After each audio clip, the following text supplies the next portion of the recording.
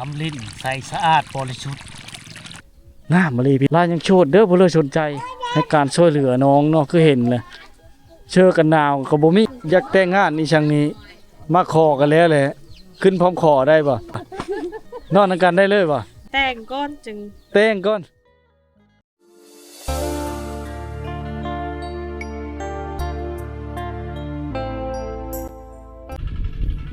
ก็ทักทายสบายดี FC ทุกคนนะ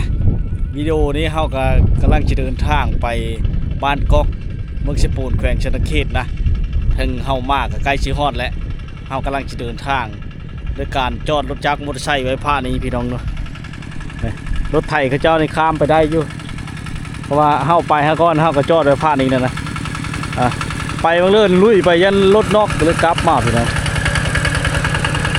เอารถไถข้ามได้เนาะโอ้เขาเจ้ามาแต่เมืองเพื่อนพี่น้องแก้เข้าแก้เนาะไปซื้อเข้ากินในเขตนี้พี่น้องเลยถูกเราไปลุยพี่น้องเลยลุยน้ำไปเลยโอ้รถไถนาลุยน้ำเลยพี่น้องผูกบ้านนี้เนี่ยถึงตัดขาดจากโลกภายนอกเนาะคือเห็นนั่นแหละเขาจะเข้าได้แต่ในฤดูแล้งนะพี่น้องถ้าฤดูฝนจะไปบ่ได้เนาะคือเห็นนะพี่น้องอันนี้เป็นชายน้ำแม่น้ำเชี่ยบางเหียงได้พี่น้องเลยสิเข้าบ้านกอกได้ตอนข้ามน้ำนี่นะพี่น้องเลยเนาะเขตนี้จะมีพุ่มชันทานเป็นภูเขาและก็หาบเพ่งว่างนี่เนาะได้พี่น้องเลยตอนนี้เขากำลังย่างเข้าไปเนาะเขตจุดชุ่มเจียงตู้อากาศเริ่มหนาวแล้วพี่น้องต้องเตรียมเสื้อกันหนาวมาผูกรถจักรเขาเจ้าข้ามทั้งนั้นจักรบูเขามาทางใดนะแต่เฮาบ่กล้าไปน้ำเพ่งกลางขานี่พี่น้องเนาะเฮาบ่กล้าไปเลยพี่น้องเพราะว่าเขตนี้เฮาบ่เคยมานะเฮาก็เลยบ่กล้าข้ามจำเป็นจะจอดรถจักรไปพูนเนาะยอมรับมาเขตนี้พี่น้องเป็นบุญตาที่ได้มาเห็นภาพบรรยากาศที่สวยสดงดงามเอ้ารถข้าพี่น้องโอ้รถไถมันข้ามันเลิกเนาะน้องเลยมาคนเดียวฉันเก่าฉันเคยวันนี้ก็ได้ประจนไพ่พี่น้องสายลุยนำเสนอเรื่องเล่าและก็วิถีชาวบ้านภาพบรรยากาศธรรมชาติที่สวยงามเขตนี้พี่น้องมาเห็นแล้วก็ประทับบกประทับใจนะถ้าไผ่มาเขตนี้โอ้ชุดยอดพี่น้องใส่แดดล่าเวียดนามวันนี้ก็ไข่นี่อากาศโบหนาวไปเลยได้พอดีพองามจนได้ชุกเลยพี่น้องจนลงชุกแล้วปิดป้าแล้วมันฆ่าเนาะคิดได้ชุกช่วยเขาเจ้าแล้วแต่มันฆ่าแท้กันตอนนี้แกทรงนะพลาดบ้าเลยพี่น้องเพราะว่ามันสเปะนะเห็นป่ะเปะเลยพี่น้องเฮ็ดรถไถนาลุยเป็นลุยพี่น้องเลยทักทายย่ำแดงๆในบรรยากาศย่ำเช้าในเขตนี้จะเต็มไปด้วยหมอกทะเลหมอกควันโอ้พี่น้องเลยเจ้าแกเครื่องมาแต่เมืองเนาะรถไถเขาเจ้าในกล้าไปแต่รถจักรเบาคนไทยบ้านนี่บ่กล้าไปพี่น้องเบาวงนี่เนาะนั่นก็ยังฆ่าเลยพี่น้องเฮ็ดโอ้โหรอดบ่พี่น้องสิบริชุกช่วยเขาเจ้าบ่ไปข้ามท่านอันนี้ก็ได้จะชุกช่วยอยู่เต็มไปประท่านเลยพี่น้องเจ้าไหวอยู่นี่เนาะโอ้รถข้าพี่น้องรถบริณักเปลือกย่อมฮับมาเขตนี้แหละอากาศนี่ฮอด3-4 โมงแรงเลยเริ่มเย็นๆลงแล้วเท่ากันใส่ชุดกันฝนเสื้อกันหนาวปะในรถจักรมอเตอร์ไซค์ค่ำๆเลยก็ครับมาเขตนี้จะไปกับอะไรห่างไกลแต่เทศบาลเมืองเชปูนมากอะ70 ปลายกิโลเมตรนะพี่น้อง70 ปลายก็รักอากาศในหนาวเย็นพี่น้องเลย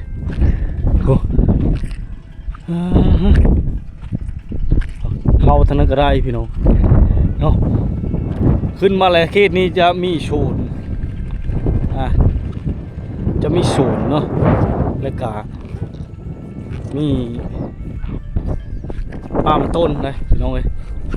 อันนี้จะเป็นทุ่งหน้าแช่งเขาเจ้าพี่น้อง หน้าแช่งเขาเจ้าหรือหน้าแรงนะเขตนี้เขาเจ้าจะไม่ได้ใช้ปุ๋ย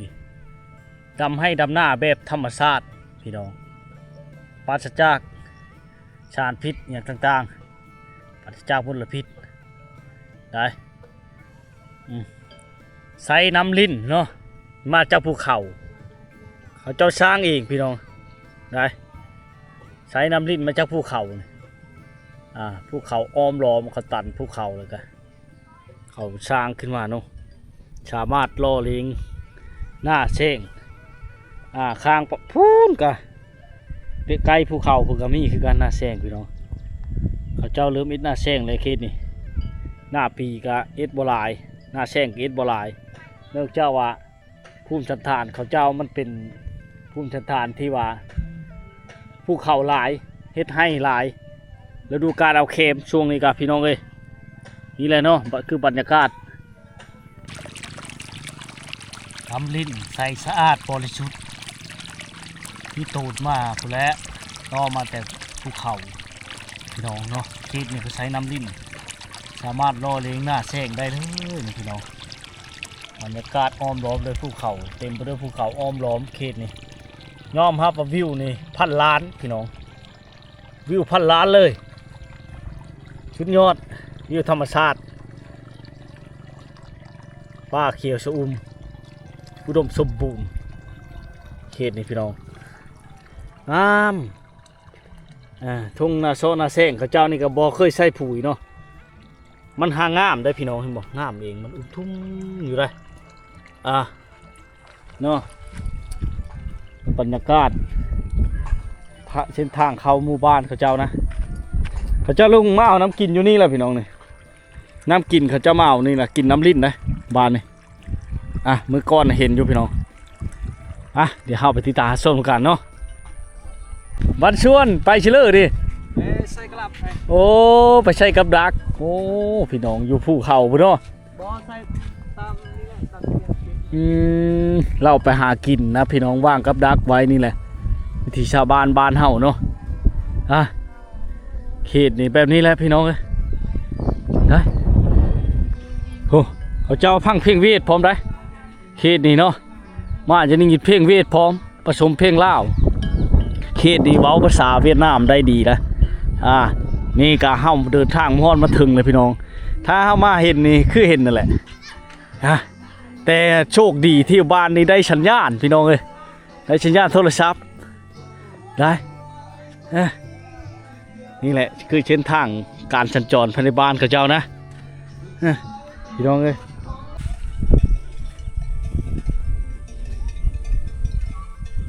บันชวนมาตามน้ำบ่ไหมเท่าบันชวนหูเราไปจากน้ำปลาไหลพี่น้องเราบอกเข้าใจไปเลยนะ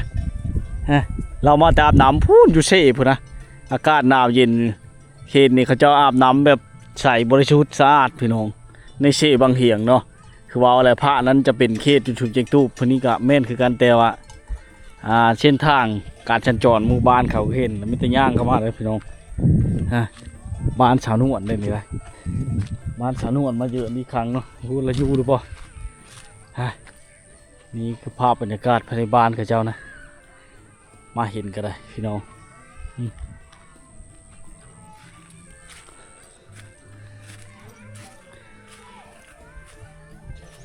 อันนี้คือเป็นเคาะซัดเขานะเคาะหัวหรือเคาะควายเขาเจ้าเอ็ดไว้ตอนแรกเขาเจ้าจะเอามาพุเนาะมุ่งด้วยหญ้า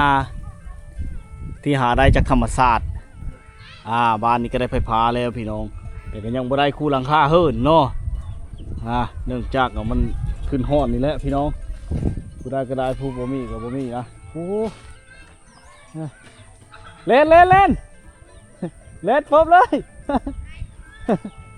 เฮ้ยท่านได้ปินจะแซงกันยังยานก็เลยผู้สาวแล้วพี่น้องเขาเจ้าอายกองได้คืนนายนี่คืนเพาะเบ้เขาเจ้าเนี่ยมุ่งโดยหญ้ามุ่งโดยหญ้าพี่น้องเนาะหญ้าเพะหรือหญ้าข่าจากธรรมชาติไอ้พี่น้องหญ้าเพะหรือหญ้าข่าจากธรรมชาติย่อมรับมาว่าหมู่บ้านในวิวภูเขา งามจอนแต่ธรรมชาติพี่น้องเห็นแล้วก็บ่จะกลับไปนะอยากสัมผัสอยู่แบบนี้ตลอดมันม่วนพี่น้องในบรรยากาศแบบนี้เนาะแล้วมาสัมผัสกับตัวจริงในหมู่บ้านแห่งนี้แหละสุดยอดเพิ่นกระเจ้าในทรงบูหานดั้งเดิมถือว่าตัดขาดจากโลกภายนอกอย่างจริงเชิงเนาะมาเห็นกับการสัญจรก็เห็นนี่แหละอันแล้วมาเห็นแบบบรรยากาศฤดูนี้ก็ฤดูการเข็มเนาะเขาเจ้าหาเข็มหาเข็มมาได้พี่น้องอยู่ทางนั้นก็เข็มนะเด็กน้อยชาวบ้านเขาเจ้าดุใช่หม้องผู้หญิงก็ใช่พี่น้องผู้หญิงก็ใช่เลยพี่น้องเอ้ยได้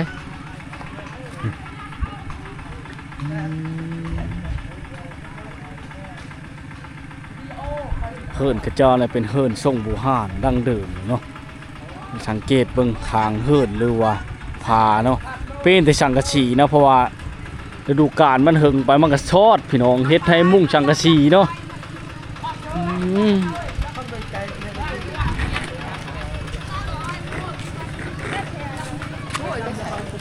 เติมมีแต่วัยรุ่นทั้งหมดเนาะนี่เนาะ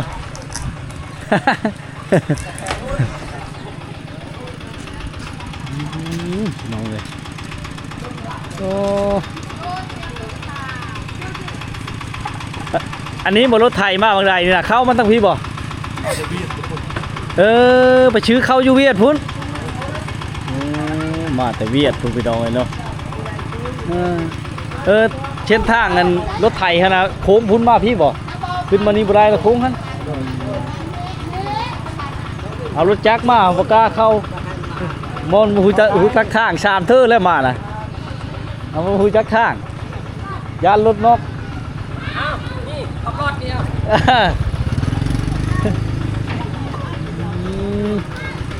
เด็กน้อยในชนบทเนี่ยมาเนี่ยเขาเจ้าขึ้นรถไถหลายเลยพี่น้องมักเนาะในการขี่รถเห็นกระเต็มเลยพี่น้องโอ้ทางหลังนี่ก็แล่นเนาะช่ำนี้นะเขาเจ้าจะไปเชื่อม่องเลยฮะเห็นบ่ม่องเขาเจ้านะไปเชื่อไว้ในซี่โดนเฮาข้ามมาเลยพี่น้องดุมันขยันเพ่นได้หมู่บ้านเฮานี่เนาะโอ้ผู้หญิงก็ใช่ม่องเนาะบ้านเฮาเนาะพอได้ยังบอกเขาใช่แต่ละมือกันเชี่ยนะได้ว่าป่านะตะดังโอ้ยมีหูจักแล้วว่ะพี่น้องบอกเข้าใจภาษาพุทธไทยเฮ้าป่าเราเชี่ยเนาะโอ้ยก็บอกเข้าใจเด่นเลยเนาะเลาะไปต่อไปท่องเที่ยวชมหมู่บ้านเขาเจ้าเนาะ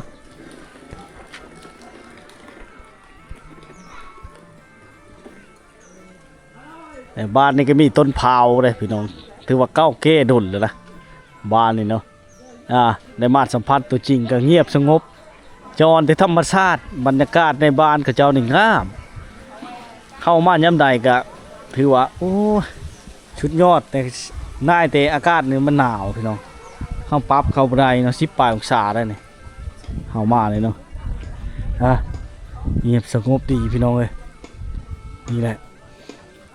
ได้มาสัมผัสกับวิถีชีวิตเขาเจ้าเลยกะ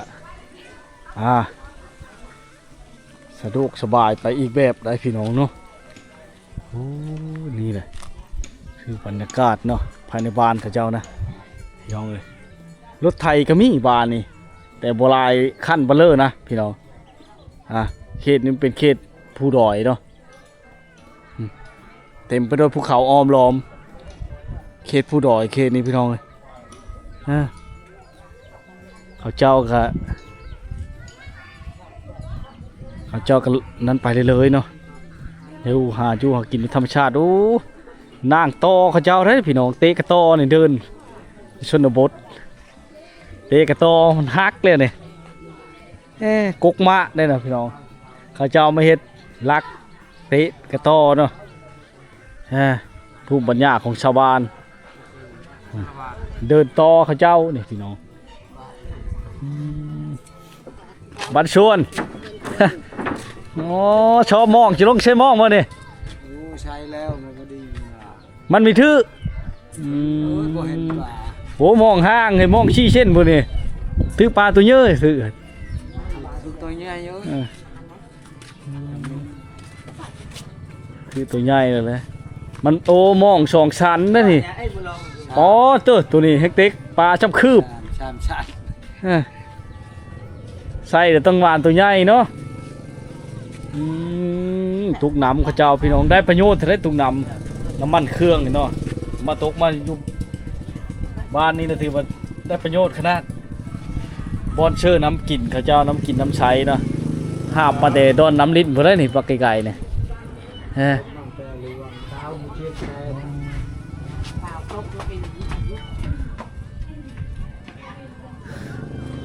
มีได้ในกินบ่นั่งเจ้าอยู่บ้านพายกัน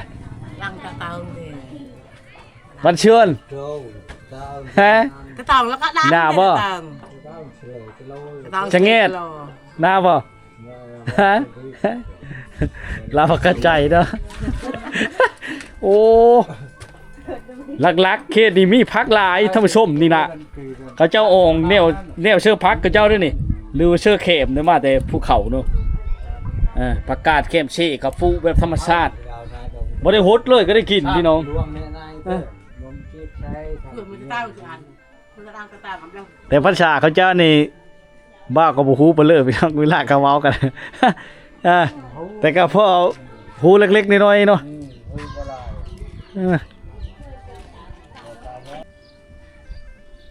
มาบ้านนี่ถึงชีว่าเก่าแก่ดั้งเดิมเนาะแต่เป็นเฮือนหลังใหญ่เลยพี่น้องเฮือนหลังใหญ่คือเนาะปันชวนพอจุแลไปชิลือ ไปยิน เราไปลินพี่น้องไปหาหมู่หาคู่นะเข้ามาแล้วเขาจะได้ทักทายเขาเจ้าได้โดยรอยยิ้มเนาะก็ดีใจที่ได้เข้ามาสัมผัสกับหมู่บ้านแห่งนี้นะพี่น้องเลยโชว์ลายเขาเจ้าเริ่มอันพัดเปลี่ยนสังกะสีเลยกะหญ้านี่เขาเจ้าจะลงมามุ่งบนไว้หันไว้นี่หรือว่าเป็นคอกชัดเลี้ยงอีกอย่างต่างๆเนาะไรพี่น้อง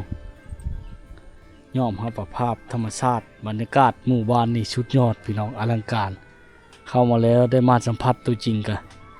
ถือว่ามีความสุขหลายเนาะหมู่บ้านแบบในจินตนาการในภาพ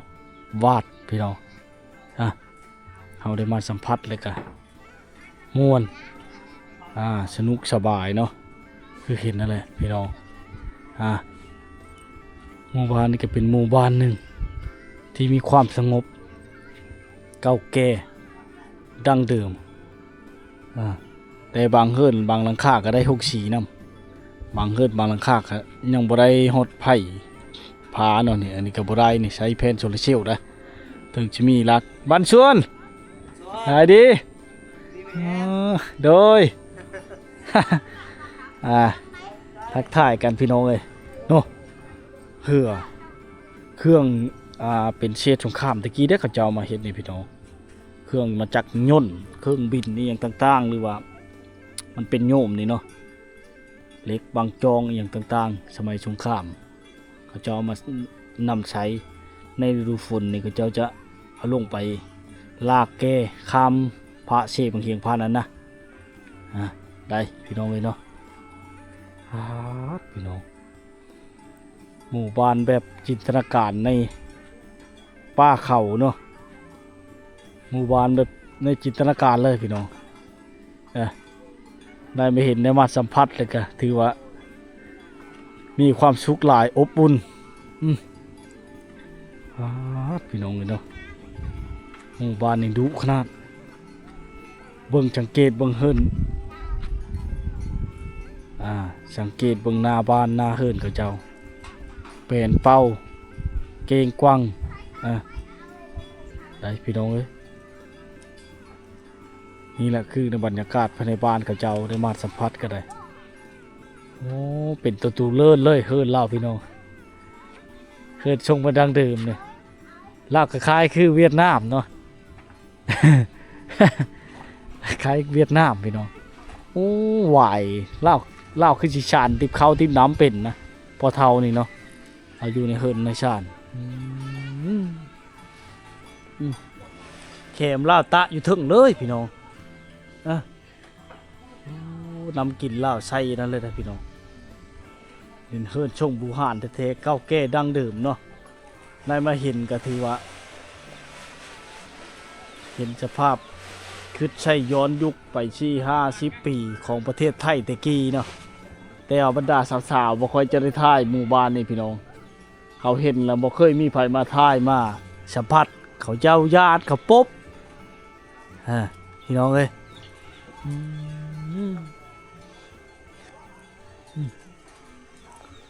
บันชวน โอ้ตะเข็บอยู่เทิงเลยนี่เนาะนี่แหละพี่น้องไอ้เนาะคือบรรยากาศในเฮิรนเล่ามาเห็นกันถือว่าจะมีเกยอยู่ว่างกลางนะภาษาผู้ไทยเฮาเอิ้นเกยภาษาเขาเจ้าก็บ่ฮู้ว่าเอิ้นนั่นเลยเนาะจะเป็นเกยแบบนี้พี่น้องนี่ไปเป็นเฮิรนคั่วแล้วก็เฮิรนนอนน้ำนะตรงนี้ก็เป็นเฮิรนคั่วแล้วก็เฮิรนนอนน้ำพี่น้องหากเห็นหลังนี้แหละถือว่าบูฮานแท้ๆเนาะเก่าแก่แท้ๆพี่น้องสุดยอดในธรรมชาติพี่น้องอ้อมล้อมด้วยภูเขานะที่ยังคงอุดมสมบูรณ์แล้วก็งดงามเนาะ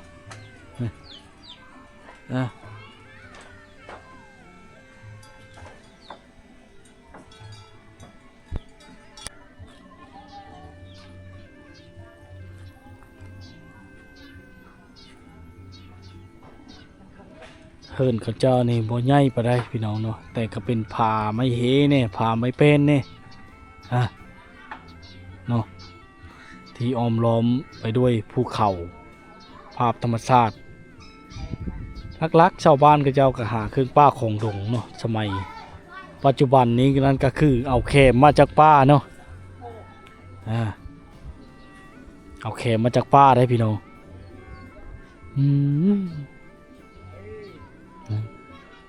เอาแคมมาแต่ป้าแต่ดงเลยพี่น้องเลยเนาะ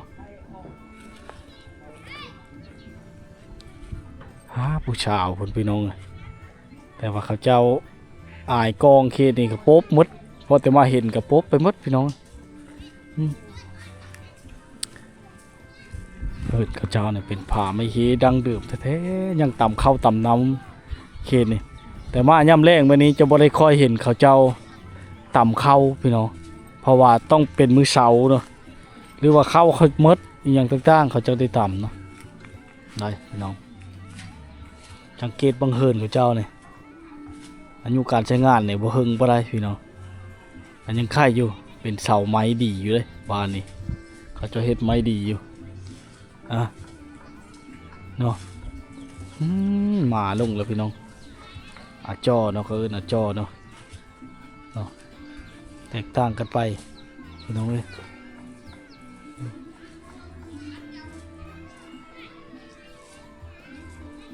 หมู่บ้านที่งดงามไปตามธรรมชาติเนาะพี่น้องเอ้ย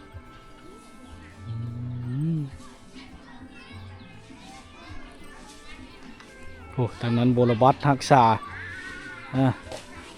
ภายในบ้านแหละพี่น้องเนาะนี่นะคือบรรยากาศเขาเจ้ามาแต่ป้าแต่ดงเนาะมาแต่ให้แต่สวนไปแล้วพี่น้อง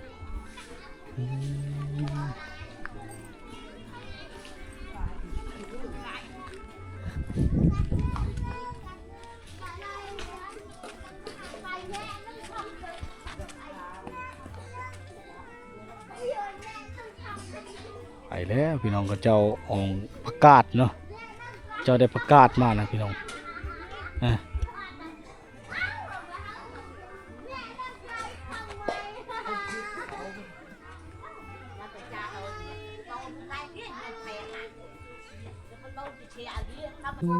บ่แต่ก้าวนี่เจ้าใช้ตะลุงนี่บ่หาบน้ำนี่แม่เดี๋ยวนี้บ่ชู้ใช้เลยบ่แม่ป้ามาได้เป็นปีแล้วบ่หรือว่าหึงเลยหึงเติบแล้วหาบน้ำใส่มาน้ำเต้าบ้านเขาเจ้าจะเอิ้นตะลุงเนาะนี่เนาะหากฮู้เมื่อคืนนี่พี่น้องถามเขาเจ้าข้าพเจ้าถามมาน้ำเต้า จุเจ้าคือสิบ่ฮู้เนาะคอยเอิ้นมาทำเต้าเวลาใช้เวลาได้เนี่ยเฮาใช้น้ำหยังเนี่ยไปเวลาได้ขึ้นให้บ่เอาขึ้นให้มันใช่นี่มันเป็นอะไรมันเย็นบ่มันเป็นอะไรสาเหตุนี่ใช่ ก็มันเย็นแหละเพราะว่ามันยามแดดยามหยังก็มันก็เย็นเขาเพราะว่ากิน ชินเคยเลยเนาะช่องมากกระตุกน้ำเป้าอย่างในพี่น้องเขาเจ้าใช้น้ำเลยหมู่บ้านสาวนวลนี่เนาะมาเห็นก็แบบจับจูดมันค่ำเลยนะข้าพเจ้าก็บ่ค่อยมีเวลาพี่น้องแต่ก็อยากเที่ยวอยากชมภายในบ้านข้าเจ้าก็คือจิบ่ฮอบมันนี่มันค่ำเลยนะมาเห็นชาวงามบ้านป้าก็ดีใจนะงามมาเลยพี่น้องแต่ยังโชคดีอยู่ลายังโชดเด้อบ่เลยสนใจอยากพูดคุยอยากโอ้ล้มเนาะทักทายหรืออยากให้การช่วยเหลือน้องเนาะคือเห็นเลยเชื่อกันหนาวก็บ่มีตุ้มแต่เพ่ขึ้นมาแต่อาบน้ำงามๆพี่น้องบ่ทันได้ฮอดแต่งหน้าได้แบบสดๆฮะผู้สาวว่านั่นก็ฮะผู้สาวจำน้อยเนาะอันนี้เจ้าบ่เนี่ย บ่ พี่น้อง แม่น อาบน้ำมาแล้วก็อยู่นี่ฟังเรื่องนี่คือป๊บอายบ่แวบๆฮะอ๋อนี่แหละพี่น้องเลยเนาะชาวชนบทมาบ่ค่อยมีไผเข้ามาเลยแล้วอ่ะหากเห็นข้าพเจ้ามาพอดีบ้านนี้เป็นหมู่บ้านลึกลับมันเพื่อสิเข้ามาได้แน่แต่ฤดูแล้งนะเฮ็ดให้ยุ่งยากไปมากก็แล้วว่าหากเห็นครั้งแรกครั้งทบิดกะย่านกลัวๆนะย่านผู้ที่บ่หวังดีเนาะโอ้ยาปะเต่า ยังโสดอยู่พี่น้องเอ้ย เพื่อนเปล่า บ้านเจ้านี่ขะดองเพลงบ่ จักเพื่อบางคนก็แพง เจ้ากะว่าสิเอาจักล้าน 40ล้านบ่ แม่น 40ล้านแล้วว่ะพี่น้องค่ำบ่มี ตอกบล็อกได้เพลง บ่มีชาวเดือ ค่ำบ่มีอันถ้าว่าอยากแต่งงานนี่ช่างนี้มาขอกันแล้วแหละขึ้นพร้อมขอได้บ่ได้คือกัน แม่น แต่ว่าห้ามนอนนำกันบ่นอนนำกันได้เลยบ่ บ่ บ่ได้ แต่งก้อนจึง แต่งก่อน แม่น อ๋อจะผิดระเบียบของบ้านนะพี่น้องเนาะถือว่าระเบียบเล็กได้ระเบียบดีบ้านเขาเจ้านี่นับถือมีแต่คนโสดนี่ถือว่าบริสุทธิ์อย่างเดียวนะถ้าบ่บริสุทธิ์เลยจะต้องแต่งงานทันทีเลยบ้านเขาเจ้านี่ถือว่าประเพณีที่ว่าระเบียบเล็กดียอมรับเนาะเพิ่นปฏิบัติได้ดีนะถ้าว่าตั้งบ้านตั้งเมืองตั้งแข่งยังมาโอมาล้มก็ได้คือกันเนาะ ดู สามารถแต่งงานกันได้เนาะถ้า เอา ตั้งเมืองตั้งแข่งหรือตั้งประเทศอีหยังก็เนาะ ดู แต่ค่าดองได้สิบ่แพงกว่าเก่าบ่บัดนี้แพงขึ้นบ่ จักแล้ว อีกตามเว้ากันบ่ อิงตามพ่อแม่เว้า เลย อีกตามพ่อแม่เนาะ แม่น ที่เว้า40ล้านนี่คร่าวๆชื่อ แม่น 40ล้านก็บ่ฮอดแสนบาทจังได๋พี่น้องประมาณเบิ่ง คอยจะคันจะดงนู้ ประมาณ 60,000นะพี่น้อง60,000เนาะไล่ทั้งงัวควายให้พี่น้องกินก็ประมาณ 70,000 บาทประมาณนั้นแหละพี่น้องเอ้ยบ่มีค่ำเนาะบ่มีทองคำนะสาเหตุทากแพงกันแท้เพิ่นว่าต้องได้นอนนํกันเนาะถ้าบ่ฮักแพงกันแท้นี่จะนอนนํกันบ่ได้เด้นี่คือความจริงใจของชาวนวลเนาะแล้วก็ประเพณีอันดีงามของบ้านเขาเจ้าได้รับรู้ได้มาเที่ยวชมหมู่บ้านนี่ก็เป็นหมู่บ้านลี้ลับมาฮอดมาถึงกันจนค่ำแล้วพี่น้องอายได้ถึงกลับผู้เดียวแล้วบัดนี้จักสิกล้าคานว่าสิบ่กล้าก็จำเป็นแล้วย่านผู้เดียว เนาะโอ้ยหากก็มาเห็นมาถึง